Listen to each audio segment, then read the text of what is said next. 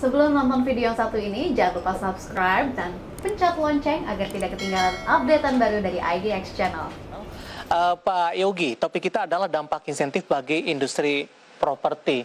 Bagaimana Pak Vindo melihat semenjak dari adanya pandemi COVID-19, insentif apa saja yang dikeluarkan oleh pemerintah untuk membantu sektor ini di tengah keterpurukannya akibat pandemi COVID-19, Pak Yogi? Ya, Pak David. Jadi mungkin seperti yang sudah kita ketahui, memang ada dua insentif ya yang diterbitkan oleh pemerintah untuk membantu sektor properti. Yang cukup signifikan yakni salah satunya adalah insentif perpajakan, yakni relaksasi terkait dengan pembayaran pajak pertambahan nilai atau PPN.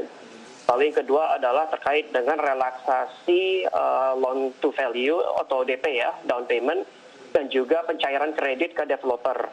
Nah, kedua insentif atau program relaksasi ini adalah menurut pandangan kami cukup signifikan dampaknya terhadap sektor properti ya di tengah keterpurukannya akibat dampak pandemi. Di mana yang pertama terkait dengan tax insentif atau PPN ya, terkait dengan insentif PPN, di mana hal ini menurut pandangan kami dapat menggairahkan istilah pra penjualan unit properti. Kenapa kami sampaikan seperti itu? Karena memang di sini nanti PPN-nya ditanggung oleh pemerintah, di mana 5-10% dari PPN, tarif PPN itu akan ditanggung oleh pemerintah tergantung harga dari unit properti itu sendiri. Di mana kalau sampai dengan 2 miliar, 10% sepenuhnya akan ditanggung oleh pemerintah, atau 100% ya, 100% dari 10% PPN akan ditanggung oleh pemerintah. Sedangkan mulai dari 2 miliar sampai dengan 5 miliar dari harga properti, 50% dari tarif 10% PPN tersebut akan ditanggung oleh pemerintah.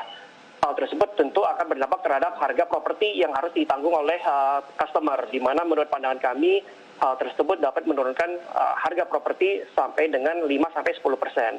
Nah, ini tentu akan sedikit banyak membantu dari segi daya beli customer ya di tengah pandemi ini, sehingga diharapkan dapat meningkatkan kinerja prapenjualan dari developer. Namun di sini kami cermati juga sebenarnya ada sedikit ininya ya, di mana insentif PPN ini hanya bisa berlaku untuk properti yang siap diserah terimakan sampai dengan Agustus 2021. Jadi mulai berlaku dari Maret 2021 sampai dengan Agustus 2021, di mana insentif pajak ini hanya berlaku apabila unit properti tersebut dapat diserahkan oleh developer ke pelanggan itu sampai dengan Agustus 2021. Dan ini hanya boleh dilakukan di pasar primer ya, bukan di sekunder. Jadi kalau kami sebut pasar primer adalah di mana customer beli langsung unit propertinya tersebut dari developer dan bukan dari penjual sebelumnya ya, atau pembeli sebelumnya atau secondary market ya. Jadi ini peraturannya hanya berlaku untuk primary market. Itu untuk yang insentif perpajakan, Pak David. Sedangkan yang kedua yang menurut pandangan kami juga cukup signifikan dampaknya ke sektor properti adalah terkait dengan relaksasi DP atau LTV, loan to value. Di mana sebelumnya itu down payment itu bisa persyaratan down payment itu adalah 5 sampai dengan 15%. Di saat ini sampai dengan Desember 2021 terdapat relaksasi down payment hingga 0% Pak David.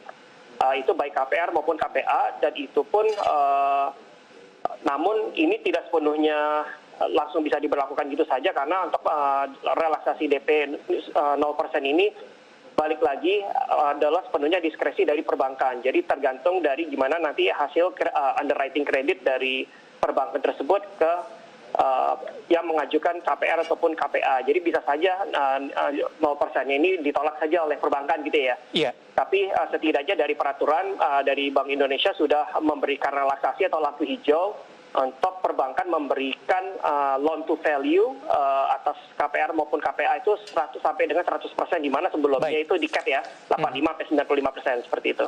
Ya, Pak Yogi.